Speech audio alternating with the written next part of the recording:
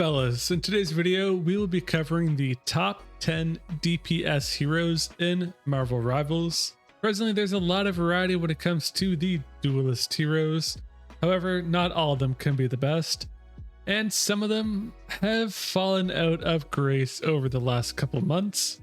So without further ado, let's hop into it to see who you should be picking when it comes to the duelists. Starting off with number 10, that has to be Iron Man. Iron Man has slowly crept up his way through the rankings since release, and it seems with each new update, he hasn't really been nerfed all that much, with him actually getting a lot of buffs as time goes on. He does have a great team up with the Hulk, allowing for his Unibeam, the big laser beam, to deal a ton of damage, and that made him really great before, but now he doesn't even really need it all that much in order to still shred his opponents.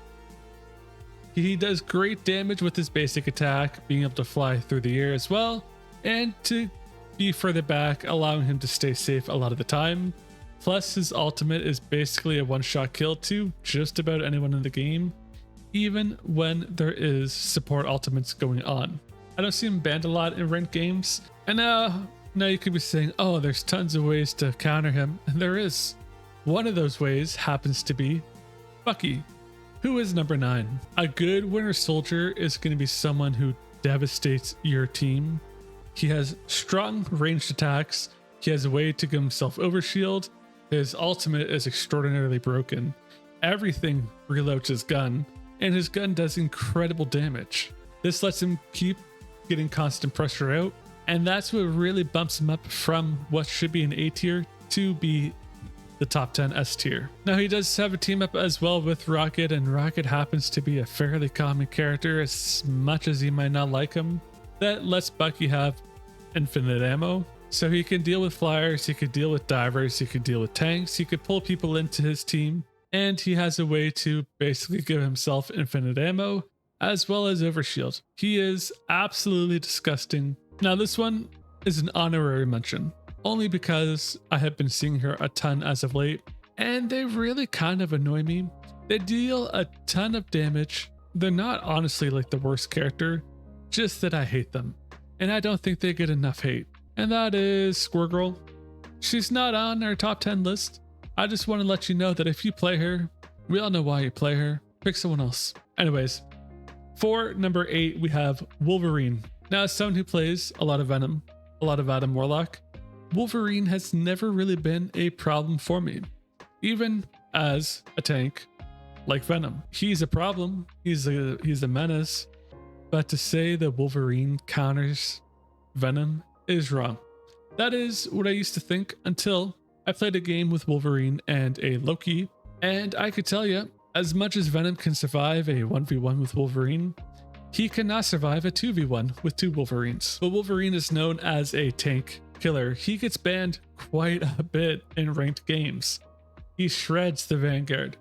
He does more damage against the Vanguard. Plus, he's still really good against other characters. However, even if he wasn't as good against the other characters as he is, he still shreds the Vanguard. And that is your front line. That is the characters, the heroes, that you want to be protecting at all costs. They are the ones that make space. They are the ones that take space. Without them, and as much as I have played games with 5 DPS, you guys just can't do it. But having 1 tank, 4 DPS, and 1 support, if you have a Wolverine who gets rid of your tank right away, well, there goes your team. And he can easily pick up your tank away from your healers and bring them back to your team. Same with any other hero, barring the Thing. His regeneration ability makes him very difficult to secure a kill against as well. And with how strong he is, you're better off just banning him to get rid of the problem than to try to find ways to counter him. He is easily a top 10 S tier pick. And then next up on the list, we have Namor. Now, Namor does get a lot of flack, and he does get banned quite a bit, primarily because of his turrets and his poke damage basic attack. His turrets are great at dealing with dive teams. The turrets will let the team know when there's an enemy close by, and his basic attack does a ton of damage, plus his secondary allows him to effectively use his turrets to turret down the enemy team. And then if he has a team up with Luna Snow, someone who's also extraordinarily common, it could feel like they're almost unstoppable. A good part in that is because a lot of people tend to just skip over his turrets. You don't need to go out of your way to take him out, but at least shoot them. He has a way to basically be invulnerable. His ultimate isn't the best, but it does do a knockdown and decent damage. And so he can throw down his turrets and shield away, basically causing you to take a ton of damage while he's off fine, living happy. Now next is Magik. Magik might be a little bit controversial, especially because we haven't mentioned Hela yet, Black Panther, Iron Fist, honestly. But Magik is extraordinarily good. They have great sustainability, their attacks give her overshield, they're quite strong as well, and then their ultimate allows them to basically get rid of support ultimates. The main reason why I think a lot of people may not agree with where Magik is because they don't know how to play Magik, and the Magiks they face really aren't that great. When you see a Magik in a game, actually, when you see a Magik on your team, they are either going to go 2-18 or they're going to go 30-1. There has not been an in-between I have seen. They're an evasive brawler. She can use her teleports to get around. Learning her combos allows you to get in really easy kills. There is a combo going around about being able to deal like half the health of a tank, and that's cool. Why would you do that though, when you could use that on a support? Because that support's going to heal the tank, my opinion. But Magik is a fantastic character, easily in the top 10. There are better choices like Iron Man, Bucky, Wolverine, or Namor, but a good Magik is a force to be reckoned with. After that, we have Storm. Now, you might be saying, how on earth is Storm below Magik? It's my tier list, and I'm biased. Storm is awesome. They grant a movement bonus, they grant an attack bonus that they can switch between. They even have a power up to make that bonus even stronger. I don't think that they're S tier as much as other characters, because while she is still very potent, because of the most recent 1.5 update, I think a lot of people have taken a focus to actually dealing with the flyers, which I'm very happy about, but that doesn't change the fact that they are very strong. Her ultimate is also extraordinarily good when teamed up with Human Torch. But then you have to have 2 DPS focused for that.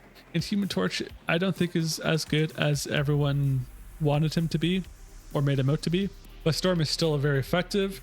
Her attacks pierce, great offensively, great defensively, but they are slow. That's why they're not an S tier. After that, we do have Hela for spot number 7. Now, Hela has been banned a lot. In the early season, she was extraordinarily awful to deal with. She could kill your team from across the map, easy to land headshots, but I think her reign is just finally starting to come down a tiny bit, as a lot of the things that she was meta against is starting to tweak a little bit more. And when you have people like Doctor Strange or or Magneto, they have shields, they can block her projectiles. And with those two being S tier tanks, a lot of her viability has gone down a bit. Not that she's a bad character, again, she is in the top 10, she is A tier rated, but there are better choices, but that doesn't mean she's a bad choice. And then her ultimate can also be blocked by Doctor Strange, taking out a lot of her polarity. She does get hard countered by some of the other characters. Nevertheless, still an amazing character to have, to be good with, but not the meta she once was. After that, we have Black Panther. Black Panther for number 8. I've been watching a lot of Karakhat videos. He is disgusting with Black Panther. And it's really fun to see 2 Black Panthers in a game, because that's how the game is basically being decided, is what Black Panther is better. They are known for wiping out the entire backline. They're not as high yet, primarily because of their hit regulations. Sometimes that causes an issue. And while I don't think that should be a thing, the reason why they aren't as high is primarily due to that. He's very potent. He does get really hard countered by Namor. And if you have an Adam on your team, Adam is not a dive counter, but he is dive resistant, allowing your team to stay alive. And if you run out of your cooldowns as Black Panther, you're basically out of the game for a couple seconds until those regenerate.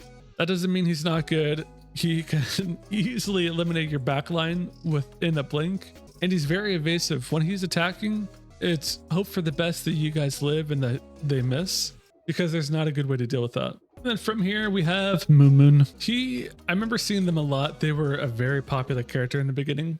They haven't really had any nerfs per se, but he was broken there for a long time with his ultimate, and that was honestly ridiculous.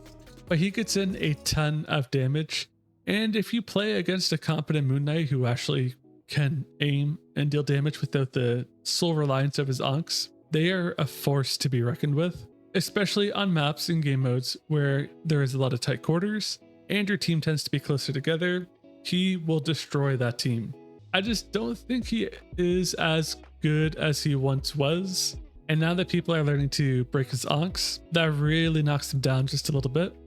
And then lastly, we have Psylocke. I was between them and Iron Fist, but I think Psylocke just beats them out for it. Psylocke, I find, does tend to struggle a little bit as a diver, but her combos are very, very good for taking down just about anyone, whether it is a squishy or a tank. And then they have the ability to be able to get away with her invisibility, or if someone is also trying to get away, she can use her dash attacks to get in the kills. Her ultimate is very good for getting the other supports to use their ultimate, but that job has been a little bit more tougher, especially with the 3 healer meta. Typically, if someone does survive your attack, they can be healed very easily, but I think they do a better job at taking care of the supports than Iron Fist does, as if he's able to get someone out of position, yeah, he can get the kill, but so can Psylocke. But Psylocke has an easier time at getting that done over Iron Fist. And then she has good ranged abilities and attacks to take out flyers, or at least deal somewhat of a good damage. I find it's a very similar style to Iron Fist and Spider-Man, but Psylocke does do it a little bit better.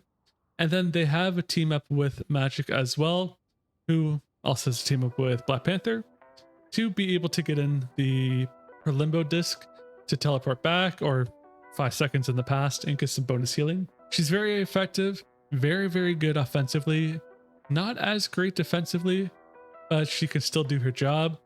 It's just that she shines wonderfully offensively, where Iron Fist is more so a neutral character that is good at singling out one target or dealing a lot of damage to a lot of people, just not so much with getting the picks in that case. And so that's a wrap on this top 10 DPS Marvel Rival heroes. Tell me, do you think I got any wrong, or do you think someone else should be up there? Let me know in the comments below. And hey, hit that like button if you're still watching, subscribe for more videos like this if you haven't already. Remember, this is my video, my opinions, my choice, not yours. Stay tuned for the next one.